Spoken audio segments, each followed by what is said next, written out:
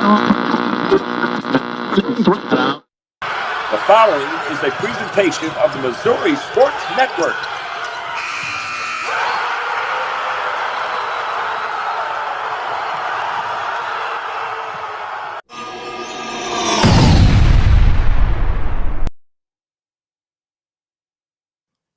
Hello again, everybody. Hey, it's Thursday, June the 5th, and it's time for Missouri Milestones, the podcast. This is season 1. This is episode 3. Hey, we're certainly glad you're here. And hey, as always, I encourage you, go to our Facebook page, give us a like, go to the YouTube page and subscribe, and sign up to follow us on Twitter at playingon_sports or at scoreboard guy or at Missouri_sports. You're going to see all the information you want, whether it be high school interviews, state championships, scoreboards, Where Are They Now Wednesdays, which just came out yesterday, to the Missouri Milestones, the podcast, coming out on Thursdays at 8 o'clock. And I want you to be sure to stay tuned after this episode or after the commercial break.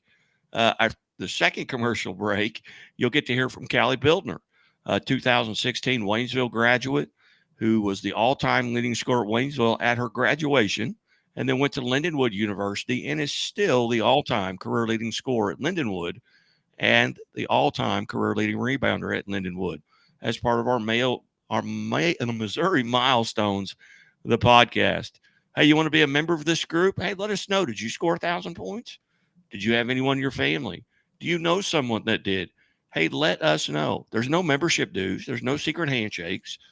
Hey, just score 1,000 points and you're part of the club. Kent, what do we got going on today? Well, first of all, I want to reiterate what you were saying about Block 2 today. I wanted to alert everyone to be sure to stay to the end for our Missouri Milestones interview of the week, and they won't want to miss this. Guy was able to chase down Callie Bildner, and that resulted in a great conversation. Not only did Callie score over 2,000 points in her high school career at Waynesville, she is the all-time Division I leading scorer at Lindenwood University with 1,914 points. And that is just part of her distinguished career. Guy and Callie will take the stage in Block 2 of this podcast.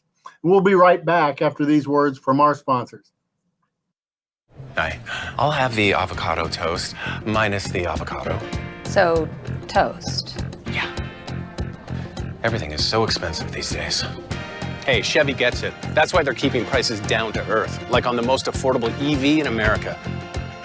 A super strong and capable Chevy truck. And a high-tech Chevy SUV. Why is Chevy making affordable vehicles connected by OnStar? It's so together we can do more.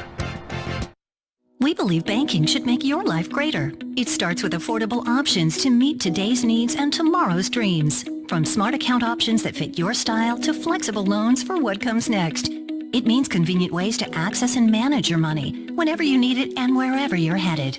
Most of all, it takes great support. Someone you can count on for trusted guidance and to be there for you every step of the way. Great options, great convenience, great support for life. Great Southern. Hey, welcome back to Missouri Milestones, the podcast here on the Missouri Sports Network, MissouriSportsNetwork.com, where everyone has a home field advantage. And as always, presented by Doak Propane in Polk County. Hey, it's barbecue season. I just lit my grill. Hey, it's barbecue season. Hey, get out, get your propane. Hey, for Polk County, surrounding county, see the folks at Doak. And Kent, this has been a lot of fun with this Missouri Milestones, not only the podcast, tracking people down. What's your experience been like? Well, it's been great fun assembling the Missouri Milestone list. I knew there would be a lot of names, but I had no idea how real and alive the list would become. The interactions I've had with those who have sent these names to us, family members on those who are listed, and with the athletes themselves have made this much more than an exercise of listing names and numbers. It is so much more than that. These aren't seasons of basketball. These are entire careers, condensed down on one line to a few words and numbers. The conditioning, the practices, the shot after shot in the gym, and yes, at various times during their high school careers, the blood, the sweat, and the tears, but also the joy of winning, the satisfaction of achieving goals, the camaraderie of the team. the lifelong lessons learned, and that means those lessons are still with them today. Every line on these lists, every number on these lists, there is more meaning than we can ever know. And we are very happy to facilitate the names, the numbers, and some of the great stories from yesteryear and also from the current seasons as they newly unfold. We'll have that as much as time allows. You know, Ken, it's been an enjoyment for me, but I really encourage people to go to our website, MissouriSportsNetwork.com, go to our YouTube page. And again, I reiterate that because it's important. And when you want to see these lists, and there may be someone that you didn't realize was on this list, and you'll get to be notified every time we add people to this list, whether it be in any of the sports right now, in any of the other categories that we have added. You also be notified of our shows. The Where Are They Now Wednesday, which aired yesterday, airs every Wednesday at 7 a.m. We've done 69 consecutive shows, something like that. We haven't missed in a year, over a year now. And we've just been compiling these lists for about the last 10 weeks. So I encourage you, go to those lists or go to those sites and subscribe, like, follow on X, and you'll be notified anytime that we have a show. And it may be a high school game day where we're talking with people that will be on the list. We may be talking with people who are already on the list.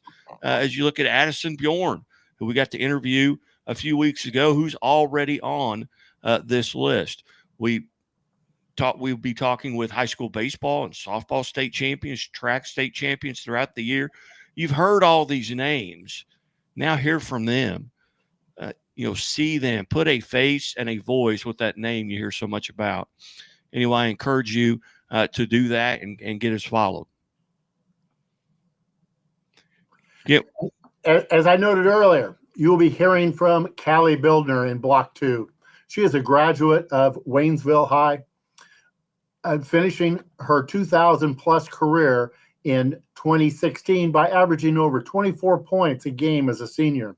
The Missouri Basketball Coaches Association placed Callie on their Class 5 All-State team twice and honored her as the Class 5 Player of the Year her senior year. A Tiger in high school, Callie went to the next level to be a Lion at Lindenwood University. While there, Callie became the all-time career scoring leader with another 1,914 points. She took off fast when she arrived in St. Louis, named as Freshman of the Year. Callie would be named to the conference first team twice before ending her collegiate career. Obviously impressive. And there were others who deserve attention from that class of 2016. There are 42 other girls on our list from that graduation year. Haley Diestelkamp, a 1916 grad, scored 2,405 points while at Owensville. While in high school, the Missouri Basketball Coaches Association named her to the Class 4 All-State team 3 times. And then she went on to score 2,323 more points at Drury University. She was the leading Panther to a storybook season ending. Drury was 32-0 when they won the Great Lakes Valley Tournament Championship. Then COVID hit and shut down college basketball. Haley didn't get that national championship we all thought was coming, but we weren't the only ones to appreciate what she was doing out on the court. Haley is awarded a different trophy. She was named the Women's Basketball Coaches Association Division II Player of the Year for the second time. Yes, she was the National Player of the Year in both her junior and senior years at Drury University. Only 2 other women have won twice in the 42-year history of that award. The class of 2016 was loaded. Alexa Willard was also a grad and scored over 2,400 points while at Stoutland. The Missouri Basketball Coaches Association named Alexa to the All-State first team her senior year. She is another member of that class to continue her greatness at the next level. Alexa scored another 1,517 points in her 4 years at Missouri State University. Coming from a small school had no effect as she stepped right in and started 129 games as a Bear. Alexa was a 2-time All-Missouri Valley Conference first team member after being named to the conference all-freshman team her first year as a Bear. The class of 2016, as I've said, was loaded. JC Skaggs, a 2016 grad, scored 2,218 points in her career on the court at Bunker High. She was named first-team All-State by the Missouri Basketball Coaches Association, not once, not twice, but 3 times. She was the Missouri Class 1 Player of the Year her junior year. Like I said, that class of 2016 was loaded. And Lindsay Medlin, also a 2016 grad, scored 2,063 points in her career as a Crocker High Lady Lion. Crocker won 83 games in the 4-year Lindsay Medlin era. The Missouri Basketball Coaches Association voted Lindsay Class 2 first-team All-State status all 4 years. Yes, a four-peat. Oh, and she was also All-State in softball her senior year, too.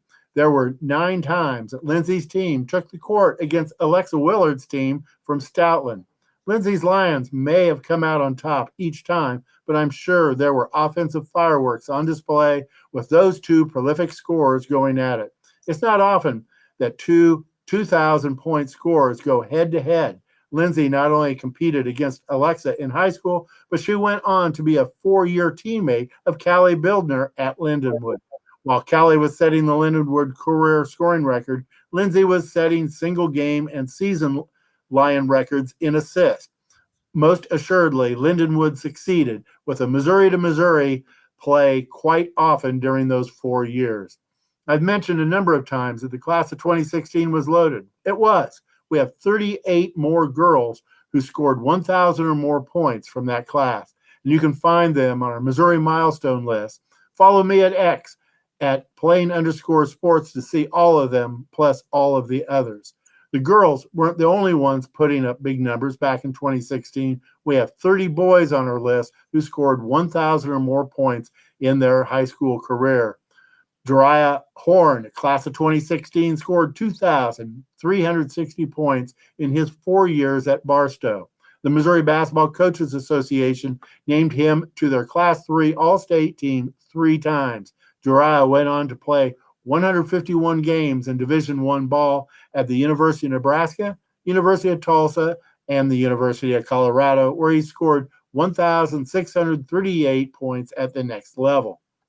Drew Absher was also the class of 2016. He scored 2,130 points while a Tiger at Smithton. And Colby Peckert, his class of 2016, scored 2,123 points while a Bevier Wildcat. Chase Parrish, class of 2016, scored 2,054 points while a Wildcat at Montgomery County. Also over 2,000 points is Ben Weinrich, class of 2016, who scored 2,031 points while an Ash Grove pilot. And there are 25 more boys from the class of 2016 who scored 1,000 or more points while in high school. And again, here's how you can see them all. Simply follow me on X at @plain_sports and follow Guy on X at Scoreboard Guy. Now we're ready for block 2 of this podcast. Guy, take it from here. Yeah, I encourage everyone once again, hey, stay through the break. Coming up after the break, we'll hear from Callie Bildner, part of that 2016 class of tremendous athletes who went over 1,000 points. In her case, she went over 4,000 when you add up her high school and her college numbers together. It was a great opportunity to catch up with her, and you'll hear that right here after the interview on the Missouri Sports Network, MissouriSportsNetwork.com. And as always, the Missouri State Highway Patrol remind us to take that 3 seconds and buckle up. It's 3 seconds that could save your life. Be safe, be smart, and be here tomorrow. The Walnut Street Inn is located in the heart of Springfield on historic Walnut Street, just blocks away from the Missouri State campus, Hammonds Field, Great Southern Arena, and downtown Springfield. The Walnut Street Inn features newly remodeled rooms, breakfast served daily, and a friendly, accommodating staff. The Walnut Street Inn is also a great venue for private events. Book your stay or get more information at walnutstreetin.com or call 417-864-6346.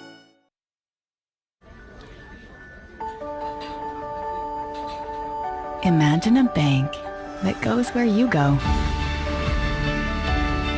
Creating seamless solutions for every step in your financial journey, allowing you to manage your money the way you want to, with a banking relationship that makes every day extraordinary.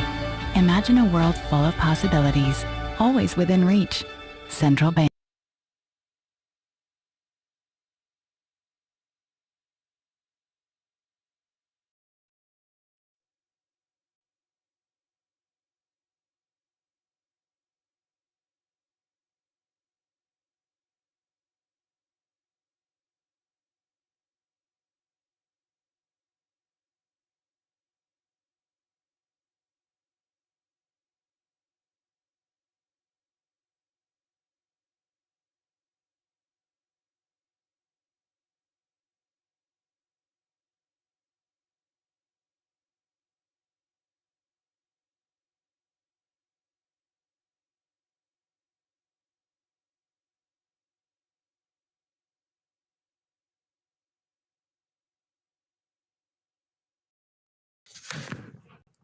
Step into the new when you drive a Chevy.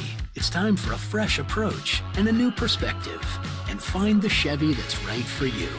Find new experiences, find new roads. Chevy. Hello again, everyone, and welcome to Missouri Milestone Mondays here on the Missouri Sports Network, MissouriSportsNetwork.com, where everyone has a home field advantage. Also presented by Chevrolet. Chevrolet sponsors our Athletes of the Week throughout the season of high school sports. Certainly glad you've tuned in, and as always, the Missouri State Highway Patrol reminds us to take that 3 seconds and buckle up. And hey, while I've got you, I need you to do me a favor. Go to our website and subscribe to our YouTube page and give us a like on Facebook. That way you'll know about all the shows coming up, from Where Are They Now Wednesdays to morning updates and to Missouri Milestone Mondays. And to that end, it's a great pleasure to welcome into the studio for our career 1,000 point scores with Miller graduate Hannah Wilkerson, 2010 graduate. And when she graduated, she was the all-time leading scorer, male or female, in the state of Missouri with 3,724 points. Hannah, thanks for jumping on with us. Thanks for having me. First off, and we talked a little bit off the air, but I was at the game where you actually broke the record to set a new record. It's just down the road from me, and I was sitting with Nyla Millison, who was obviously recruiting you to play at the college level. What do you remember about that night? I know there was a lot of anticipation. What are your memories? I remember that gym just being packed, and it was just one of those nights where it was a big moment because people were making like such a huge moment. And as a 17-year-old kid, I was just kind of very overwhelmed because I wasn't expecting the way, how hyped up it was. But I just remember um, that gym just being packed. Like it was just, it was crazy, but definitely, certainly a fun night. Um, Coaches, teammates back then, I give all my credit to. A lot of fun times. They made that moment so special for me, as well as my family, and it was a really fun night all around. Something I'll never forget for sure. It was just a kind of a one-time feeling, just to kind of be in that moment, and to be able to do that, and just the love and support I got from my family, my teammates, and the community. Now, do you remember the basket that broke the record? I think it was a free throw. It was. I remember that. It was a free throw on that one end of the floor. But what do you remember about who was maybe the first person you got to that hugged you? A teammate, a coach? What was it? What was the event like? I think I turned around and Coach Weiss was already out on the half court, stopping the game. And of course, my teammates, my classmate Betsy Epps at the time and Nicole Adams, they were hugging me and stuff. But I'm pretty sure the first person I saw was Coach Weiss at half court. He was just he was so proud. But Coach Weiss was awesome. He made my junior year so special. Take us back to you as a freshman, and obviously you averaged more than 30 points a game in your entire high school career. Going back to your freshman year, do you remember maybe that first game that you got to start, where it was? Man, I think we were in the Everton tournament my freshman year. I believe so. And I don't remember who we played. But I just remember being I felt so tiny out there. I just just so young and so behind until I got because the speed of the game changes at every single level, whether it's elementary to junior high to high school to college. But I just remember, I love the game, so I was a competitor. So I was ready I was ready to take on, whoever. But I just remember, in the Everton tournament, I mean, it's not a huge tournament like a pink and white or anything like that. But I just remember just being, I was just kind of in awe. I just couldn't believe I was out there. Take us back to some of those moments that are still fresh, maybe in your memory. Maybe it's I saw you score 63 points in the Walnut Grove tournament one year. Are there moments like that kind of stand out for you, where you had just tremendous games? Or maybe it's a bad game. Maybe it's a game you'd like to go play over because you got beat. Like, hey, we should have won that game. Or what games kind of stand out? And I know we're going back, 15 years. Now, my sophomore year, we lost in districts because I missed two or three free throws. I couldn't make a free throw to save my life. And I was never terrible at free throws. That was like a focus of mine, to make sure my free throws. And I remember losing that game, and it was just me coming down to free throws. And ever since then, I remember, I think almost every day when I went and practice, I'd start at I'd make 50 a day, or then I upped it to about 100, 150 a day, because I was like, I'm never going to lose a game because of a free throw. And I was like, we can lose games, that's fine, but it's never going to come down when no one is guarding me and I'm at the free throw line. That was one that really stood out to me. That wasn't a great game. Probably my favorite game would have to be the Purdy District Championship my senior year at Sir Coxey. That was another time where they couldn't get another person in the building. It was just kind of just your classic small town rival basketball. Those girls were, I mean, Purdy and us, like, we were just competitors. There was no bad blood or anything like that. We just competed. And that game, they beat us in overtime earlier in the season, and then we beat them in overtime in districts. And I'd never been so stressed out in my life, and I was never one to look up in the crowd at my parents or my family, but I just remember looking up, and I just kind of caught eyes with my dad, and I just took a deep breath. I was just like, oh my gosh, I don't know if I can handle another overtime game with this team. But that was a really fun game. And we had a girl, Caitlin Johnson. She knocked down a few free throws there at the end. They were intentionally fouling her, and she knocked down a few free throws there. I remember she was sick as a dog too. And but that was probably my favorite game. And then of course getting to go to state my senior year, that was a that was a dream, just to even get to the Final Four. And that was just a lot of fun memories, and with girls that were just so fun to be around, and just made those memories just even better. Who, as you look back at you, and you mentioned Purdy, and I don't know if Addie Roller had gotten there yet. She was 2 years younger than me. She was a sophomore that year, my senior year. Okay. Who are some of the players that you really look forward playing against? Just the competitive nature of it, not so much a rivalry and a love-hate deal, but you just really look forward to playing against.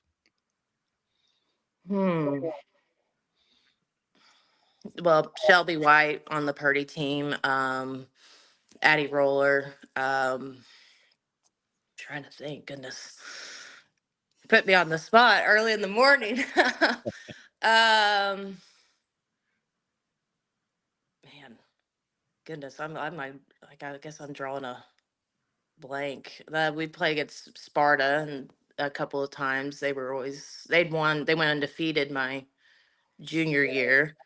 But we didn't play them in the regular season. So we played against them in sectionals my senior year. Players, man,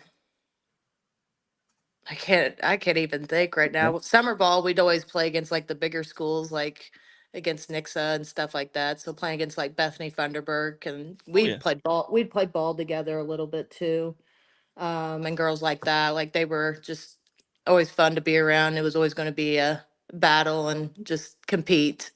Yeah. Kent, you have a question? Yes, I was thinking about you scoring 31 points a game throughout your whole high school career. That's something most of us don't understand. We don't experience. Is there a different kind of pressure that comes with that when you're that athlete, you're that player out there on the court, you go out there game in and game out, and everybody just expects you to put in the 35 points? It's not that easy. What is that like, or is that something you even think about? Yeah, no, there was definitely like some pressure. You know, there was off games and just well, oh, I got the overrated chance, yelled at me or whatever. Right. But then, I always, when people talk about that, I'm like, look, my junior and senior year as a team, we averaged 70-ish points a game. So my 30 points were just half of it. I mean, I had great teammates around me that could put the ball in the hole. Um, and, I got the whole your ball hog type of deal, but my mentality was I played physical. I wanted to play Mhm. physical. I get in there, I rebounded, got putbacks, free throws, stuff like that. Like 3-pointers, I didn't even I shot some and I shot a good amount of them, but that was not my focus was to just shoot a bunch of 3-pointers. Like I wanted to go play physical. I wanted to, go get easy baskets. But just um, I wanted to go in. I went in every night, not looking for. I want to get 30 points. I knew, in order to be successful, I was needing to score. I was needing to take control of the game. I get that, but the main goal was to always win. I didn't care how many points I scored. I wanted to play my best and put my teammates and my team in the best position to win. Do you remember? Oh, go ahead, Kent. Well, I just wanted to kind of extend on that in that I grew up in a small town, played small town basketball, and granted that's where our comparison ends.